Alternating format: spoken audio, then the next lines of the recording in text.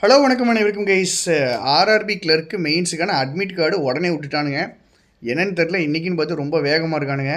So admit card வந்துட்டு RRB பிஓக்கான அந்த டேட்டும் வந்துடுச்சு, கிளர்க்கு ரிசல்ட்டும் வந்துடுச்சு. மூணுமே இன்றைக்கே வந்திருக்கு.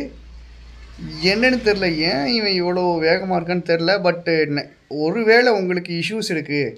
ஆர்ஆர்பி பிஓ இன்டர்வியூ வந்துட்டு இப்போ ஒருத்தங்க போட்டிருந்தாங்க, சேலமில் எனக்கு இன்டர்வியூ, எனக்கு RRB clerk next day 31 interview வச்சுட்டு நெக்ஸ்ட் டே எனக்கு நாகர்கோயிலில் போட்டிருக்காங்க சார், என்ன பண்ணுறது அப்படிங்கிற மாதிரி போட்டிருந்தாங்க.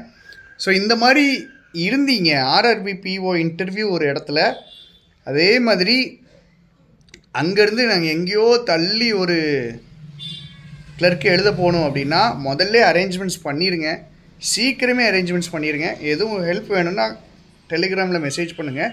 பட் இப்படி தான் அவங்க பண்ணுறாங்க.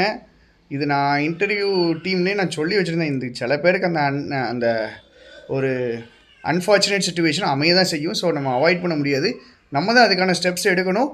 கொஞ்சம் பார்த்து சீக்கிரமாக அதுக்கான அரேஞ்ச்மெண்ட்ஸை கரெக்டாக பண்ணிடுங்க, சரியா?